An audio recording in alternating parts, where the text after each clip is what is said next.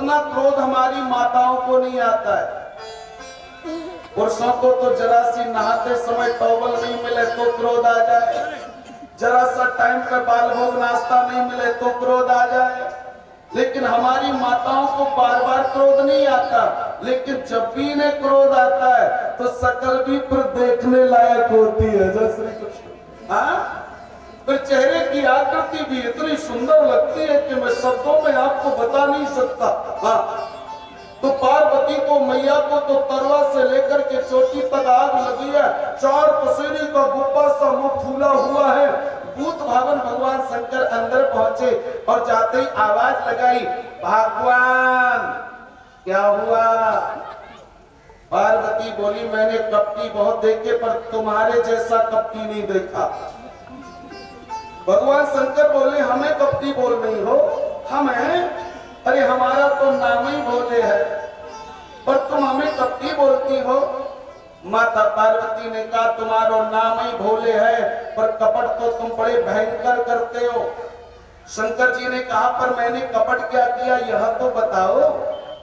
माता पार्वती ने कहा कि बाबा, जब हमारा आपका विवाह हुआ था तो पंडित जी ने 7-5 वचन में कहा था कि पति पत्नी से कोई भी बात नहीं छुपानी चाहिए, और तुमने हमसे एक बात छुपाई।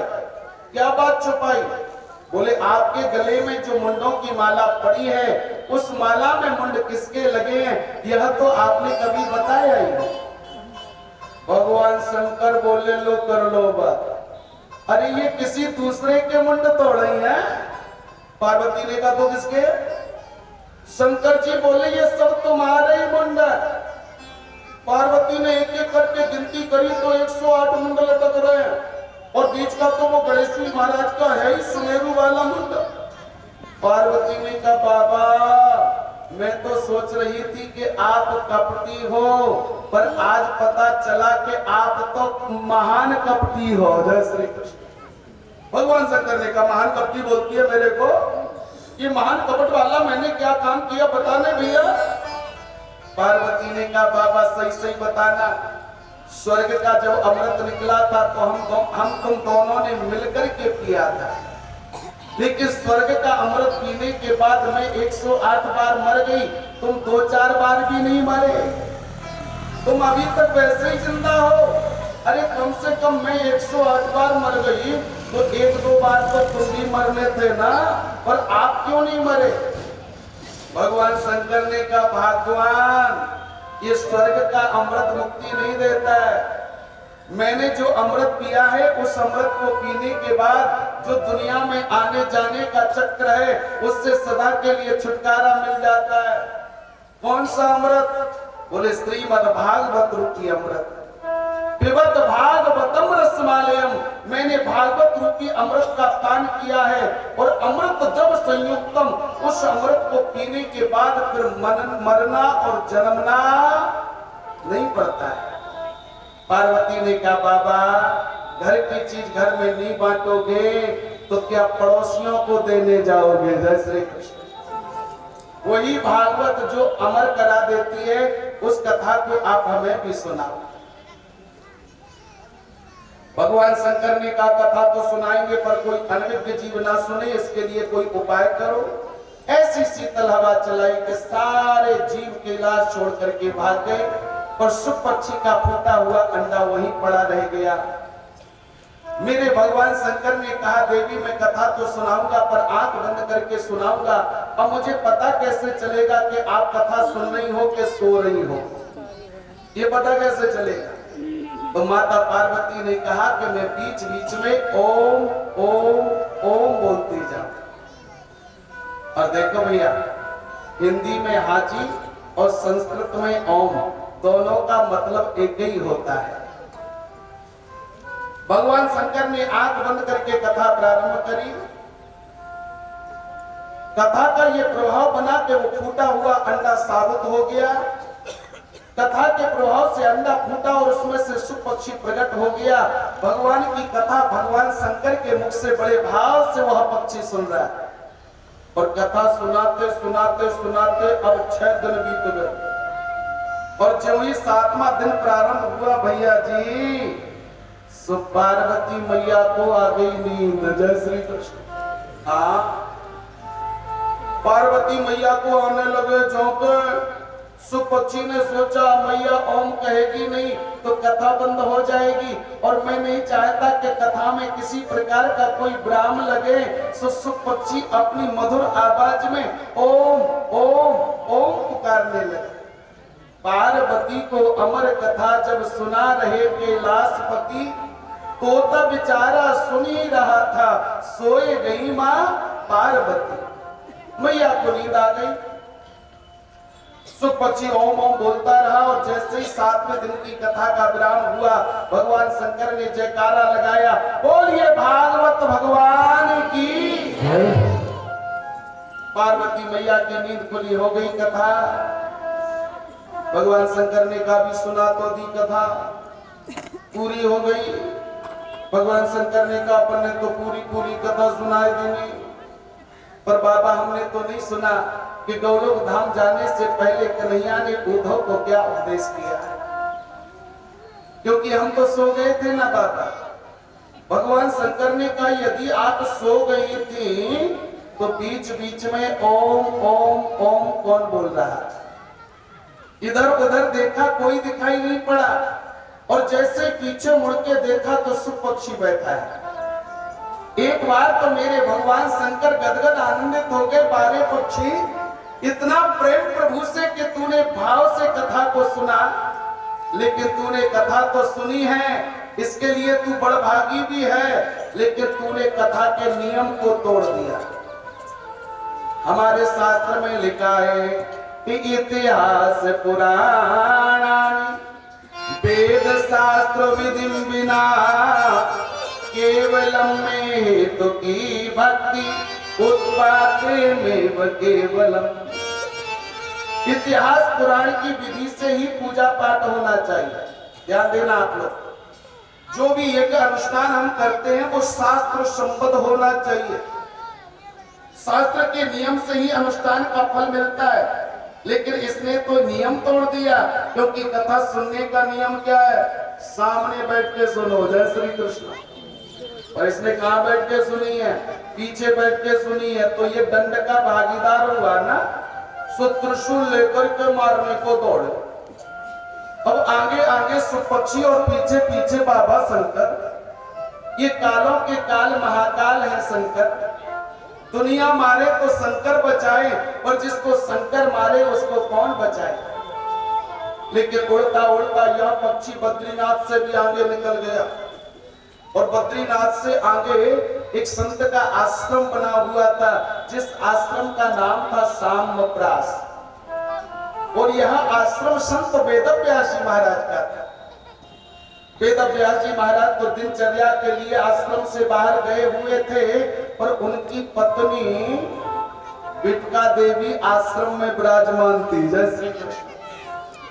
सुबह 4 बजे का टाइम था, आलस्य आ रहा था, करके मुंह खोला। सुपक्षी ने कहा यही छुपने के लिए सबसे उत्तम स्थान है। सुख बिटका देवी के मुंह में होकर के उधर में पहुंच गया। अब भगवान शंकर ने कहा मेरा चोर कुटिया में है। तो वेदव्यास जी आए तो उनसे कहा मेरा चोर है भैया, मुझे चोर चाहिए। वेदव्यास जी बोले बाबा, रहने को मकान नहीं, खाने को भोजन नहीं, पहनने को वस्त्र आभूषण नहीं, तुम्हारा चुराया क्या चोर ने? बोले अमृतमय कथा को चुराया है। दंड क्या दोगे? बोले एक बार मिल जाएगा तो मार ही देंगे। जय श्री कृष्ण। वेदव्यास जी जोर से हंसे, बाबा इधर तो कह रहे हो कि उसने अमृतमय कथा को चुराया, और इधर बोलते हो कि मृत्यु दंड दूंगा, और यदि तुम उसे मार दोगे तो आपकी अमृतमय कथा की महिमा क्या है? भगवान शंकर बोले यहाँ तो मैंने सोचा नहीं था। अब मेरा बहुत बहुत आशीर्वाद है कि यह पुत्र आगे चल करके भागवत धर्म का प्रचार करेगा। सो आशीर्वाद देकर के भगवान शंकर लौट करके आ गए कैलाश। नियम होता है कि 9 महीने तक बच्चा गर्भों में रहता है, लेकिन सुखदेव जी महाराज अपनी माँ बिटका देवी के गर्भ में 12 वर्षों तक रहे। नारायण भगवान की स्तुति करी तो नारायण भगवान ने आशीर्वाद दिया तो 12 वर्षों के बाद सुखदेव जी गर्भ से निकले और गर्भ से निकलते ही लंगोटी भी नहीं पहनी, सीधे जंगल को भजन करने को जाने लगे। पीछे पीछे पिता वेद व्यास जी दौड़े कि यम प्रव्रजन्तम अनुपेतमुपेत कृत्यम दुपायनो प्रकातर्याजुहावा पोत्रेति तन्मयतया तरो विनेदो सुतं सर्वभूत हृदयं मुनिमानतोऽस्मि। जो जन्म से ही बैरागी है, पुत्र पुत्र कहकर के बुलाया पर सुखदेव जी लौट करके नहीं आए। ऐसे परम वीतराग संत श्री सुखदेव जी महाराज, सूत जी महाराज के गुरु हैं, उनको हम बारंबार प्रणाम करते हैं। सुखदेव जी का जन्म हुआ, लौट के नहीं आए तो वेद व्यास जी ने कहा अब हम क्या करें, तो 17 पुराणों की रचना करी पर मन शांत नहीं हुआ। नारद बाबा पधारे तो उन्होंने 4 उंगली हृदय से लगाकर के चतुर भागवत का ज्ञान वेद व्यास जी को कराया। और वेद व्यास जी को जब चतुर भागवत का ज्ञान हो गया तो वेद व्यास जी महाराज ने मन में सोचा कि ये भागवत जो मेरे अंदर 18,000 श्लोक की बन के तैयार हो गई है, इस भागवत को सबसे पहले किसे सुना। तो मन में आया कि भागवत सुनने का अधिकारी आपका अपना पुत्र सुखदेव है, और सुखदेव तो समाधि में बैठा है, आएगा कैसे। तो मालूम भैया जी, भागवत का एक श्लोक याद करा करके शिष्यों को भेजा, और इस श्लोक में मेरे भगवान की सुंदरता का वर्णन है कि परापीडम नटबरबो कर्णयो कर्णिकारो बेब्रदपाद कनक कपिसम वैजयंतीम जमाला।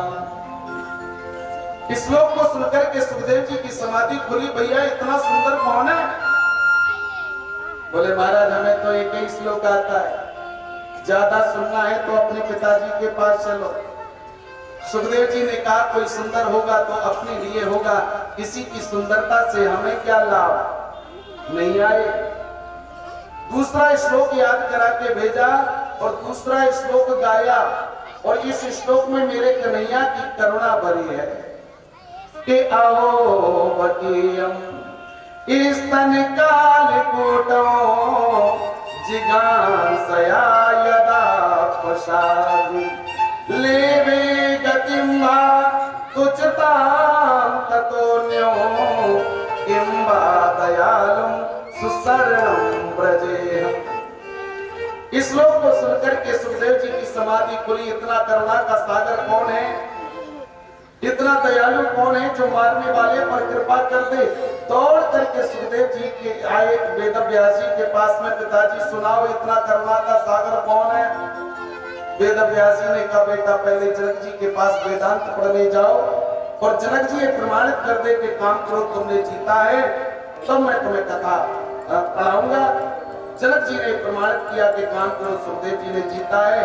तो संपूर्ण भागवत का ज्ञान वेद व्यास जी ने राजा श्री सुखदेव जी महाराज को कराया। और राजा परीक्षित को जब 7 दिन में मरने का साथ लगा तो इन्हीं सुखदेव जी महाराज ने 7 दिन की भागवत की कथा सुना करके मुक्ति का मार्ग प्रशस्त कर दिया। प्यार से बोलो जय श्री कृष्ण। एक बात कहूं मैं आपसे, भागवत जी की 18,000 श्लोक की कथा है। एक एक श्लोक का भाव अर्थ बड़ा अद्भुत है। अल्प समय में संपूर्ण भागवत का उपदेश कर पाना किसी के भी बस की बात नहीं है। और हमें आज कथा का 2य दिवस है और कथा बहुत विलंब से चल रही है, समय बहुत कम है, इसलिए कुछ कथाओं को हम संक्षिप्त सुनते हुए आगे बढ़ते जाएंगे। राजा परीक्षित को 7 दिन में मरने का साथ लगा। ये राजा परीक्षित जी का जन्म किस वंश में हुआ मालूम आपको? ये पांडवों के वंश में जन्मे। पांडवों के वंश में इनका अवतार हुआ। जब महाभारत का युद्ध समाप्त हो गया, एक बचा दुर्योधन, उसकी भी जंगाओं को भीमसेन ने अपनी गदा के प्रहार से तोड़ दिया। एक एक क्षण मृत्यु का गिन रहा है दुर्योधन। उसी समय अश्वत्थामा वहां आया और अश्वत्थामा ने कहा मित्र तुम्हारी ये दशा किसने करी? अश्वत्थामा ने कहा देखो भैया आपको बड़ा कष्ट हो रहा है तो आप मेरे परम मित्र हो तो हमें भी तकलीफ हो रही है। ये दशा तुम्हारी करी किसने? दुर्योधन ने कहा भैया किसको दोष दे, हमने ऐसा बीज बोया कि हम 100 भाई थे और 100 के 100 मर चले। पर अश्वत्थामा हमें अपने मरने का गम नहीं है, तो हमें तो तकलीफ इस बात की है कि हम 100 भाई मिलकर के भी एक पांडव को नहीं मार पाए। यद्यपि अगर एक पांडव हमसे मारा जाता तो हंसते हंसते प्राण त्याग देता मैं। अश्वत्थामा ने कहा मित्र बस इतनी सी बात, कल सूर्य उदय होने से पहले पहले मैं 5 पांडवों को मार दूंगा। और अश्वत्थामा ने नग्न तलवार हाथ में ले ली और पांडवों को मारने के लिए निकल पड़ा।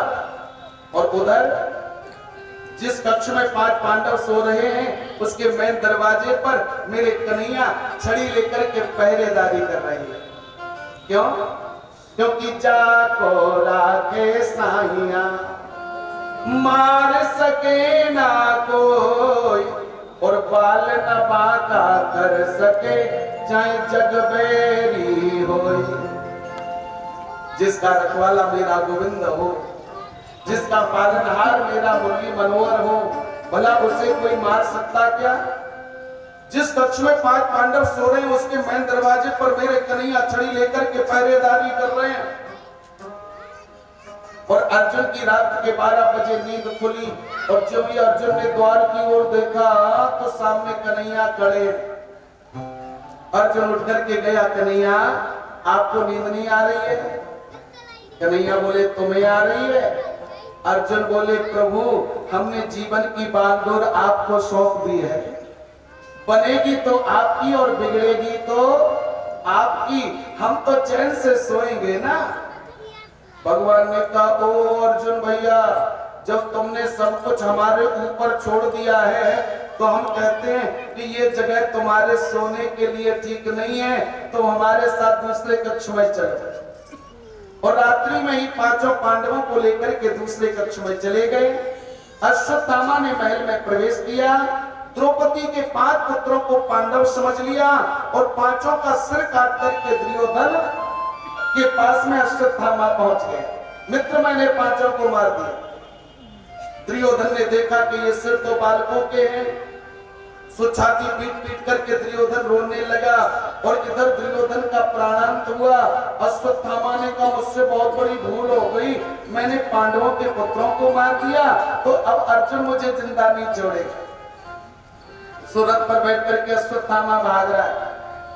इधर सुबह हुआ, द्रौपदी के 5 पुत्र मरे पड़े हैं। द्रौपदी तो कुंडली की भांति विलाप करती है, मेरे अबोध पुत्रों ने क्या बिगाड़ा था, क्यों मार दिया इन पुत्रों को?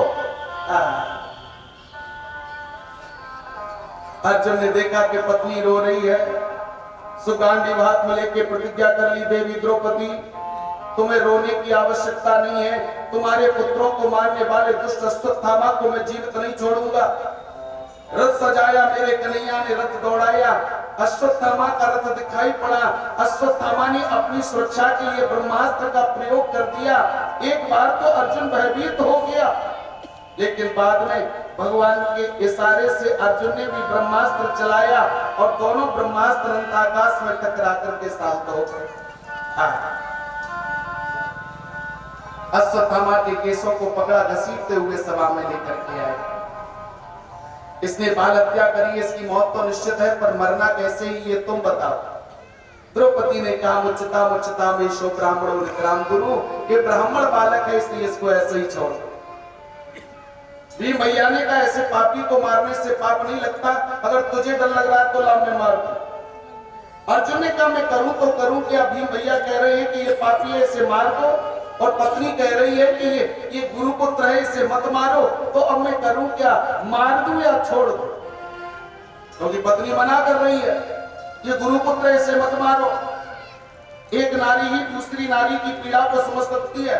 आज मेरे 5 पुत्र मरे तो मुझे पता चलता है कि पुत्र मरने के बाद कितनी तकलीफ होती है, और यदि तुम इसे मारोगे तो इसकी माता जो बहुत भी कपी है, जो तुम्हारी रिश्ते में गुरु माता लगती है, उसको भी तो तकलीफ होगी, इसलिए इसको छोड़ दो। अर्जुन तो धर्म संकट में पड़ गया। भैया कह रहा है पापी है मार दो, पत्नी कह रही है ये गुरुपुत्र है मत मारो, तो करूं क्या? अगर पत्नी की बात मान करके इसको जिंदा छोड़ दूंगा तो भीम भैया कहेंगे कि देखो घरवाली सब कुछ हो गई, भैया की सुनता कौन है? और यदि भैया की मान करके मैं इसको जी मार दूं तो पत्नी कहेगी देखो भैया की मानते हैं, भैया की सुनते हैं, हमारी तो इज्जत ही नहीं है, कदर ही नहीं है, तो करूं क्या? तो बगल में खड़े कन्हैया से पूछा, कन्हैया आप बताओ क्या करें? भगवान ने कहा जो हम कहेंगे करोगे? बोले हाँ। बोले ब्रह्म बंधुर्न हन्तव्यो आता ताई बधारणा, ब्राह्मण कितना भी बड़ा पापी क्यों ना हो पर मारना नहीं चाहिए, और बाल हत्यारा किसी भी जाति का क्यों ना हो उसको कभी छोड़ना नहीं चाहिए। बगल में खड़े भीम भैया बोले बारे न्यायाधीश, दोनों ही बातें बोल दी, मारना भी नहीं छोड़ना भी नहीं, तो फिर करेगा क्या अर्जुन? भगवान ने कहा जिसने मेरे मुंह से गीता को सुना है उसको ज्यादा बताने की आवश्यकता। अर्जुन ने मस्तिष्क से ब्रह्म तेज में मणि डाला, सिर के बाल काट दिए, एक ओर की मूंछ काट दी और पादुकाओं की माला पहना करके ब्राह्मण अश्वत्थामा को सभा से अपमानित करके निकाल दिया। जैसे एक बात कहें हम आपसे, किसी पापी को तलवार से सिर काट के मार देना मुक्ति है, लेकिन किसी को समाज में अपमानित कर देना इससे बड़ा कोई दंड नहीं हो सकता है। जय श्री कृष्ण। एक बार तलवार से सिर कट जाए तो एक ही बार मरना है, लेकिन यदि समाज में अपमान हो जाए तो पल पल मरना पड़ता है। अश्वत्थामा को वो सजा मिली जो सजा आज तक किसी को नहीं मिली। अश्वत्थामा का अपमान भरी सभा में किया गया और पादुकाओं की माला के पहना करके ठोकर मार करके सभा से निकाला गया। अश्वत्थामा को मरने से बेहतर सजा आज पा गया, पल पल मरता है। मेरा अपमान किया, मेरा भरी समाज में पादुका पहना करके अपमान किया, मेरी एक और की मूंछ काट दी, मैं बदला लूंगा। और बदला क्या लूंगा मालूम? पांडवों के वंश को निर्वंश कर दूंगा। पहले 5 पुत्र मारे वो कम थे क्या? बोलो, 5 पुत्रों की हत्या करी वो कम अपराध था क्या? लेकिन अभी पापी का हृदय शांत नहीं हुआ और अब सोच रहा है कि पांडवों के वंश को ही निर्वंश कर दूंगा। और इसने अपने आश्रम में बैठकर के सोचा कि पांडवों के वंश में मैं कोई तर्पण करने वाला भी नहीं रहने दूंगा। फिर सोच के हंसने लगा कि पांडवों के वंश में है ही कौन? एक पुत्र था अभिमन्यु, को पहले ही चक्रव्यूह में मारा गया। 5 पुत्र थे वो कल मैंने मार दिए, अब पांडवों के वंश में कोई है ही नहीं। जय श्री कृष्ण। फिर इसको याद आई कि अभिमन्यु की मृत्यु के समय मैंने सुना था कि अभिमन्यु की पत्नी उत्तरा गर्भवती है, और यदि उत्तरा के गर्भ को गिरा दिया जाए तो पांडवों का पूरा वंश निर्वंश हो जाएगा, क्योंकि पांडवों के वंश में अभी तो कोई बच्चा नहीं है, और उत्तरा के गर्भ से जो बालक होगा उसी से तो वंश आगे चलेगा। तो उत्तरा के गर्भ को गर्भ में ही नष्ट कर दूंगा तो पांडवों का पूरा वंश ही निर्वंश हो जाएगा। और इसने ब्रह्मास्त्र चलाया और वो ब्रह्मास्त्र उत्तरा के गर्भ में आया। उत्तरा तो भयभीत हो गई, ओह मेरे गर्भ में तकलीफ हो रही है, मेरे गर्भ में बड़ा कष्ट हो रहा है, तो किससे प्रार्थना करें? हमें आपको तकलीफ होती है तो हम लोग किसके पास जाते हैं? हम लोग दौड़ लगाते हैं डॉक्टर के पास। जय श्री कृष्ण। लेकिन उत्तरा डॉक्टर के पास नहीं गई, वैद्य के पास नहीं गई। उत्तरा को जब तकलीफ बढ़ी तो उत्तरा द्वारकाधीश के पास गई कि पाई पाई महायोगिन देव देव जगतपते नान्यम तद्वयम पश्ये यत्र मृत्यु परस्परम। प्रभु मैं मर जाऊं इसकी मुझे चिंता नहीं है, तो मेरे गर्भ में जो पांडवों का बीज पल रहा है उस बीज की आप प्राण रक्षा कर। मेरे भगवान ने देखा कि उत्तरा भाव से मेरी प्रार्थना कर रही है और इसके गर्भ में बड़ी भयंकर तकलीफ है, सो मेरे भगवान ने छोटा रूप बनाया और उत्तरा के गर्भ में पहुंच गए और अपनी गदा को जोर जोर से घुमा करके ब्रह्मास्त्र से प्राण रक्षा कर रहे हैं और एक रूप से बाहर खड़े होकर के उत्तरा को सांत्वना दे रहे हैं, देवी अब तो तुम्हें कष्ट नहीं है, अब तो कोई तकलीफ नहीं है। और जब ब्रह्मास्त्र शांत हो गया तो बगल में खड़ी माता कुंती ने देख लिया कि ये जगत पिता परमात्मा है, दो रूप धारण करे हैं, एक रूप से गर्भ में है और एक रूप से बाहर खड़े होकर के सांत्वना दे रहे हैं। जैसे भक्त की चालाकी भगवान के सामने नहीं चलती है ना, ऐसे ही भगवान की चालाकी भी भक्त के सामने, प्यार से बोलो जय श्री कृष्ण। दुनिया में भक्त ऐसे होते हैं कि दुनिया से तो चालाकी करते ही है, बल्कि चालाकी में भगवान को भी नहीं छोड़ते हैं। जय श्री कृष्ण। पर हम आपसे कहें कि दुनिया से चालाकी करना तो काम चल जाएगा, लेकिन मेरे भगवान से कभी भी चालाकी, लेकिन हम लोग नहीं मानते। ये चीज पंडित जी को दान में देनी है तो सस्ती ही खरीद लो, ये चीज भगवान को मंदिर में भेंट करनी है तो सस्ती वाली ही ले लो। जय श्री कृष्ण। अब भगवान जी कहीं कहने थोड़ी आ रहे हैं कि कैसा दिया, इसलिए सब सस्ता सस्ता कर, पर भैया जैसा दोगे वैसा ही वापस मिलेगा। जय श्री कृष्ण। एक कोई भगत जी थे, घर में और तो सब चीज का आनंद था पर कोई संतान नहीं, नाती नहीं था। तो मन में सोचा कि हनुमान जी के मंदिर चलता हूँ, हनुमान जी तो सबको देते हैं, चारों जुग परिताप तुम्हारा, सबको देते हैं तो हमें भी देंगे, तो क्या करें। बोले एक काम करता हूँ, हनुमान जी से प्रार्थना करता हूँ तो हमारे घर की नाती होएगा, पर मंदिर जाएंगे तो कुछ लेकर भी तो जाना है। तो रास्ते में एक ठेले वाला मिल गया जिसपे अमरूद रखे हुए थे, तो सस्ते वाले से सड़े गले से अमरूद लिए और हनुमान जी के मंदिर में पहुंचे और हनुमान जी को चढ़ाया और बोले बजरंग बली आपका तो चारों जुग में प्रताप है, ऐसा आशीर्वाद देना कि घर में नाती पैदा हो जाए। जय श्री कृष्ण। बजरंग बली की कृपा 9 महीने हुए और घर में सुंदर बालक उत्पन्न हो गया। बालक देखने में बड़ा सुंदर, पर उसकी ये खोपड़ी है ना, ये खोपड़ी ऐसी पुलिया दबाव दब जाए। भगत जी दौड़े दौड़े मंदिर गए, हनुमान जी से बोले प्रभु आपने नाती तो दिया पर खोपड़ी तो पिलपिली है। हनुमान जी के पुजारी हंस करके बोले भगत जी बाद दिन अमरूद चढ़ाने आए थे, देखे थे कितने पिलपिले हैं। बोया पेड़ बमूल का तो आम खाते होए, जैसा दोगे वैसा ही तो मिलेगा। इसलिए सबसे चालाकी करो पर भगवान से चालाकी मत करो, क्योंकि भगवान तो सब कुछ जानने वाला है, आपके अंदर की आपके मन की सब कुछ जानता है। ऐसे ही भक्त की चालाकी भगवान के सामने भैया जी चलती नहीं है।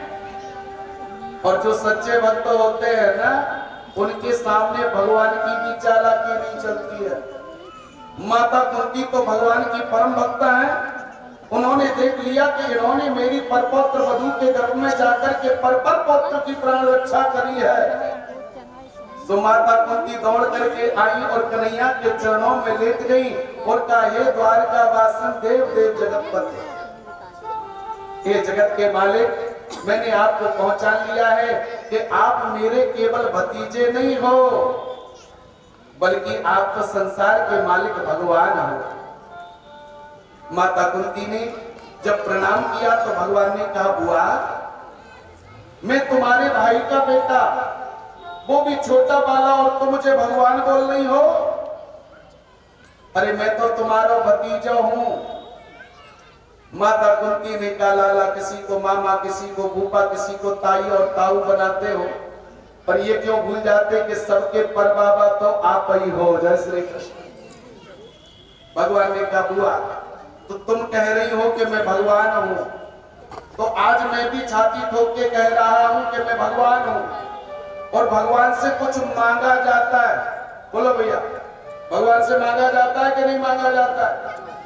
तो भगवान से मांगा जाता है, तो आज मैं भगवान होने के नाते कह रहा हूं कि मुझसे भी आप कुछ मांग लो। बोलो क्या चाहिए? अब बताओ, आप सामने भगवान खड़ा हो और भगवान कहे कि कुछ मांग लो, तो आप लोग क्या मांगोगे? माता कुंती से भगवान ने कहा कि मैं जगत पिता जगदीश्वर आज तुम्हें वचन देता हूं कि जो तुम मांगोगी वही तुम्हें दूंगा, और बोलो तुम्हें चाहिए क्या है? माता कुंती ने कहा हमें नहीं चाहिए। तो बोले मांगने वालों की लाइन लगी है, पहले उन्हें दो। और पीछे मुड़ के देखा भगवान ने तो अर्जुन खड़ा है, भीम खड़े हैं, द्रौपदी खड़ी है, बहुत सारे लोग खड़े हैं मांगने को। भगवान ने कहा चलो पहले इन्हें देंगे, बाद में तुम्हें देंगे। अर्जुन से कहा बोलो क्या चाहिए? अर्जुन ने कहा मैंने आपको गुरु माना है, ये जीवन भर मेरे अंदर गुरु भाव बना रहे। नकुल सहदेव ने पूजा की शक्ति मांगी। भीम भैया ने कहा देखो दुनिया के लोग यही कहते हैं कि भीम बहुत खाता है, तो खाते पीते सोते हंसते नाचते गाते खेलते कूदते हर समय में तुम्हें याद करूं, यही आशीर्वाद है। युधिष्ठिर ने कहा मैंने जीवन में सत्य बोलने का संकल्प लिया है, तो मरते दम तक सत्य बोलता रहूं, यही आशीर्वाद है। द्रौपदी ने सत्य भाव मांगा, पर द्रौपदी के ठीक बगल में खड़ी है भगवान की सगी बहन सुभद्रा। जय श्री कृष्ण। भगवान ने सुभद्रा से कहा बहन तुम भी कुछ मांगो, क्या चाहिए? सुभद्रा ने कहा जिसको 3 लोग का नाथ भाई रूप में मिला हो, भला उसे क्या चाहिए? नहीं नहीं नहीं, आज तो तुम्हें मांगना पड़ेगा, क्योंकि बुआ ने मुझे भगवान बनाया ना, और मैं भाई होने के नाते नहीं, आज तो भगवान होने के नाते कह रहा हूं। और तुम मेरी परम लाडली बहन हो ना, इसलिए जो मांगोगी सो देंगे। अगर तुम कहो कि ब्रह्मा की गद्दी चाहिए तो अभी दे दूंगा, इंद्र का सिंहासन चाहिए तो अभी दे दूंगा। ऊपर आकाश में इंद्र खड़ा है और इंद्र को पसीने आ रहे हैं कि कहीं मेरी गद्दी ना मांग ले। जय श्री कृष्ण। क्योंकि भगवान की सगी बहन है, पता नहीं क्या मांगेगी। पर मालूम सुभद्रा ने कहा भैया अब तुम ज्यादा जिद कर रहे हो, तो जो मांगूंगी मिलेगा। भगवान ने कहा मांग के तो देखो। सुभद्रा ने हाथ जोड़ करके कहा जो मैं मांगू सो आंख बंद करके दे देना। भगवान ने कहा त्रिलोकी का राज्य चाहती है क्या? सुभद्रा ने कहा त्रिलोकी का राज्य नहीं चाहिए। तो बोले कृष्ण त्वदीय पद पंकज पंजरांते आदेव में विसतु मानस राजहंस प्राण प्रयाण समय कपवात पित्वई कंठावरोधन विदो स्वर्णम कुतस्ते। भागवत जी के 18,000 श्लोकों में से सबसे अद्भुत श्लोक है कृष्ण त्वदीय पद पंकज पंजरांते अद्यैव में विसतु मानस राजहंस। प्रभु मेरा मन है राजहंस और आपके चरण है पिंजरा, तो आपके चरण रूपी पिंजरे में मेरा मन रूपी राजहंस इसी क्षण कैद हो जाए। जय श्री कृष्ण।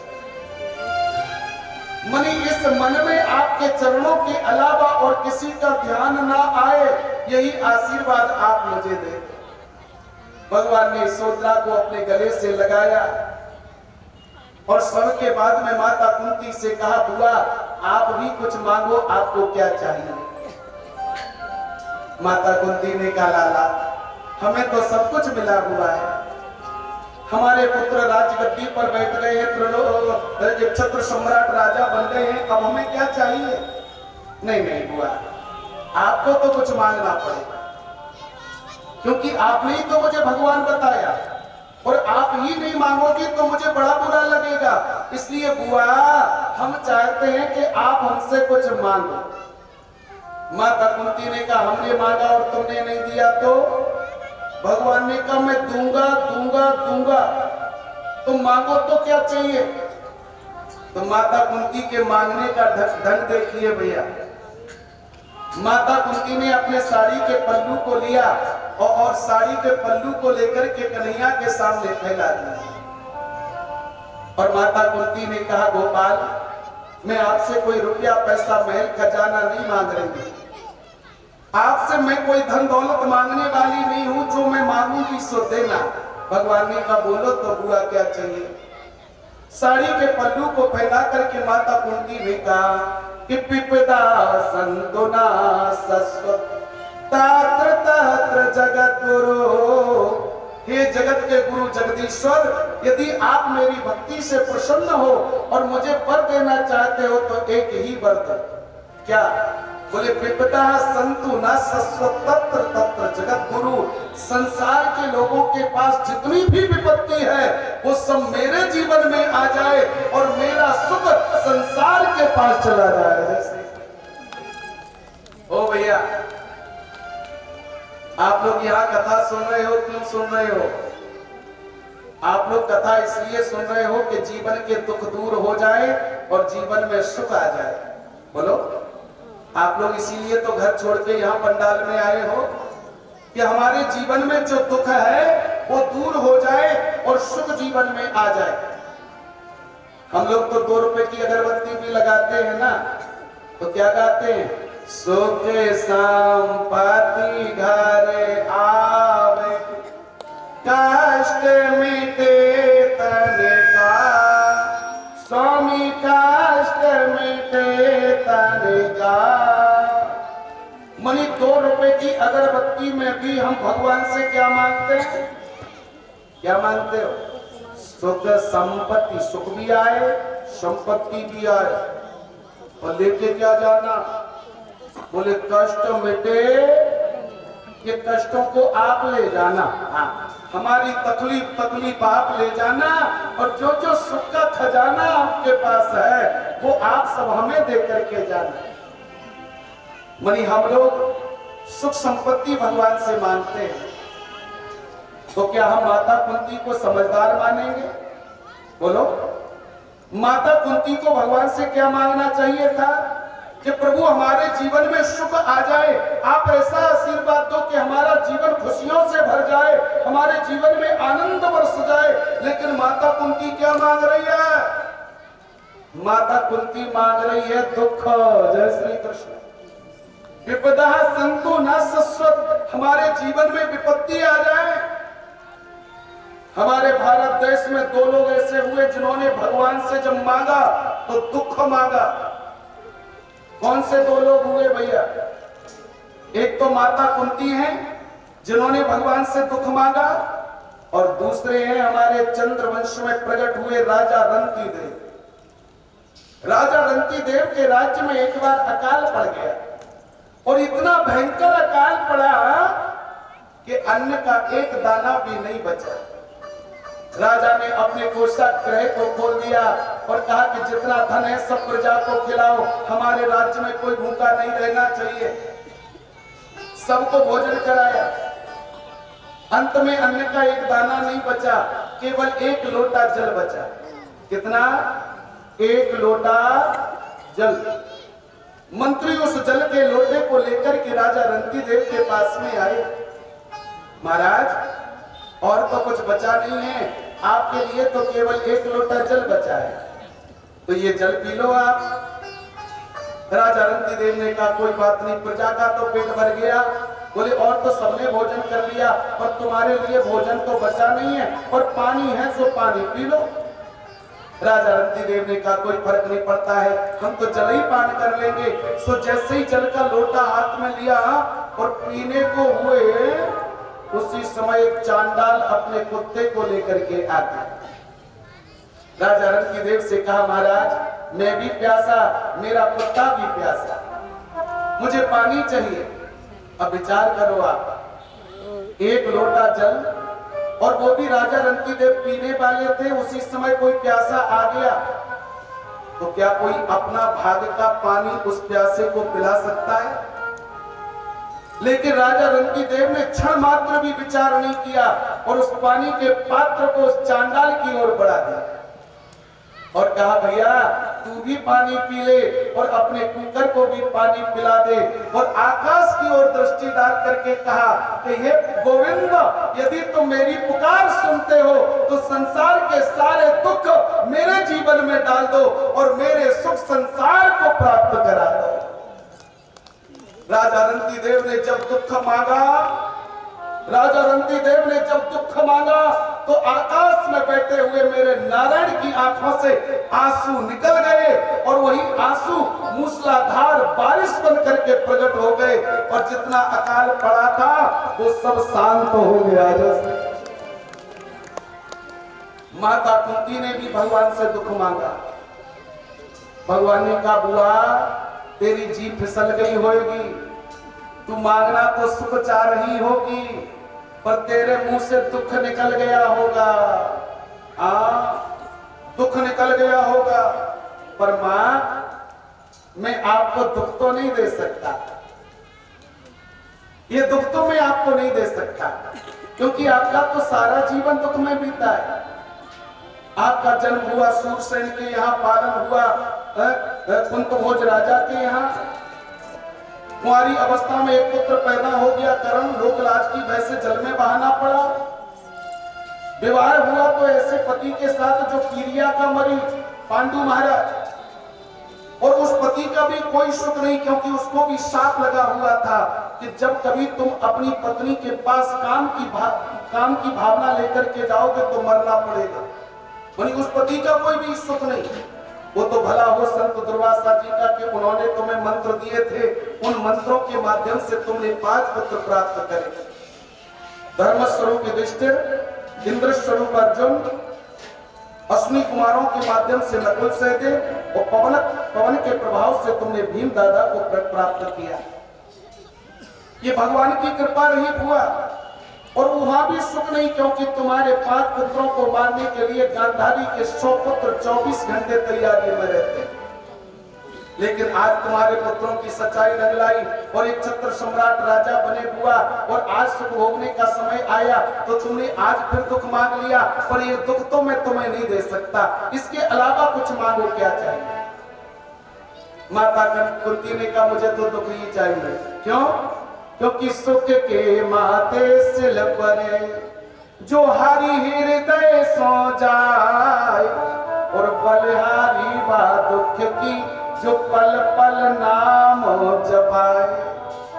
जब व्यक्ति के आता है ना तो भजन कम होता है,